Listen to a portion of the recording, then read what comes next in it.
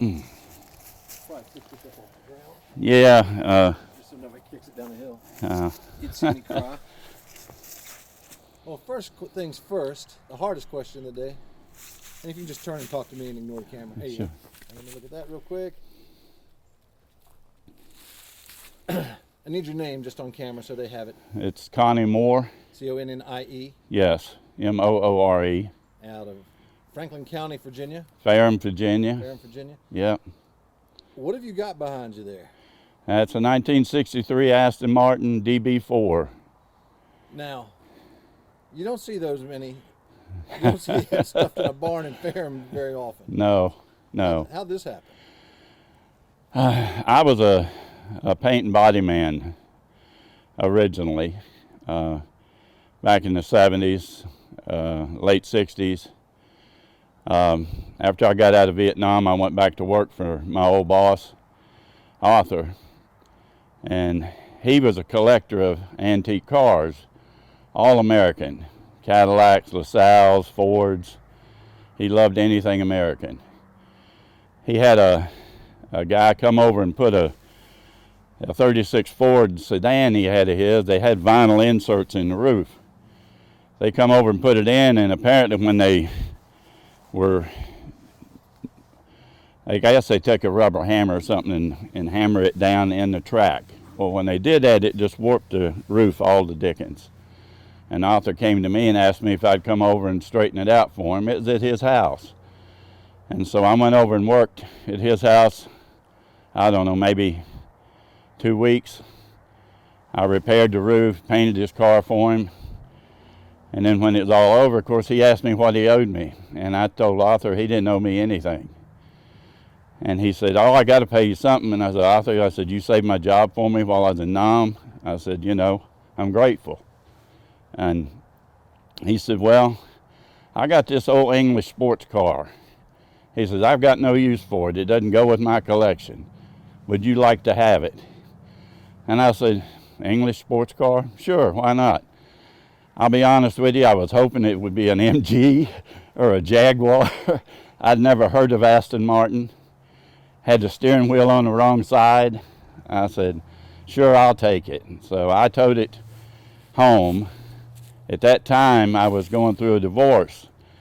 And so when the divorce was over, I lost the storage of the car. So I had to take it to a friend's house, my good friend Eddie, and store it in his backyard.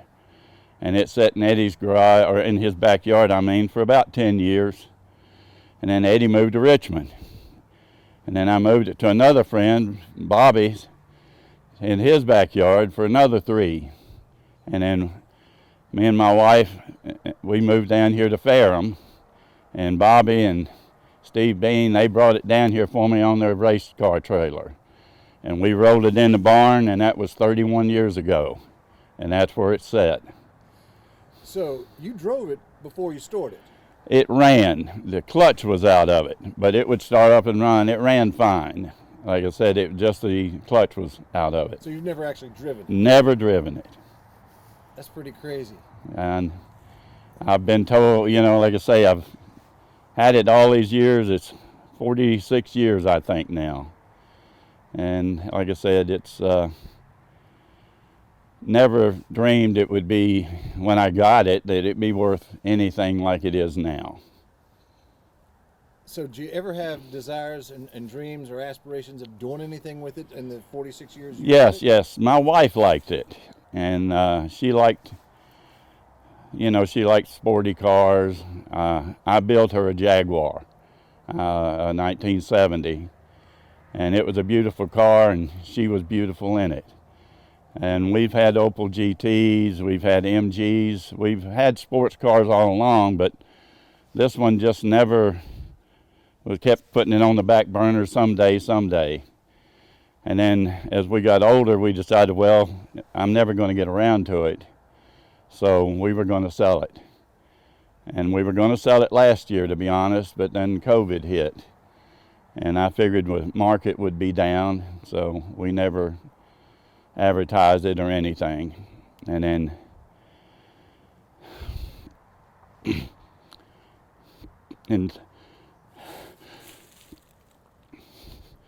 in November, my wife got sick. And the 4th of December, she passed.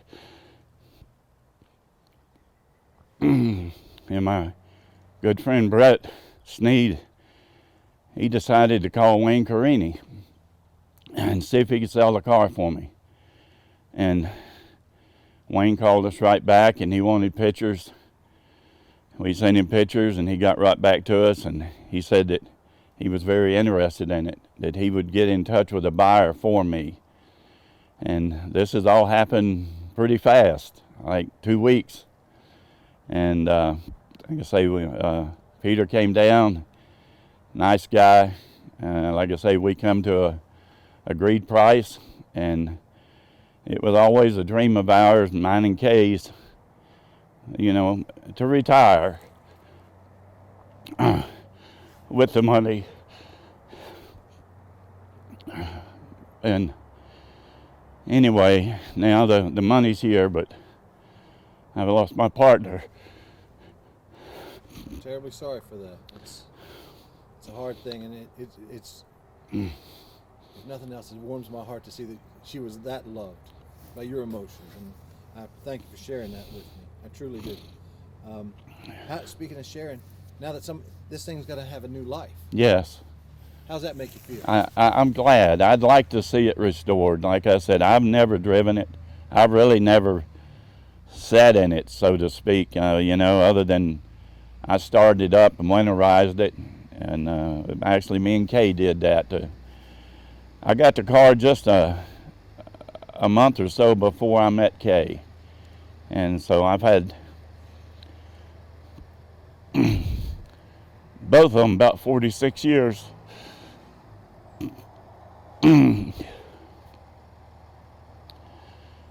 That I don't know what else you. We're good. We're good, man.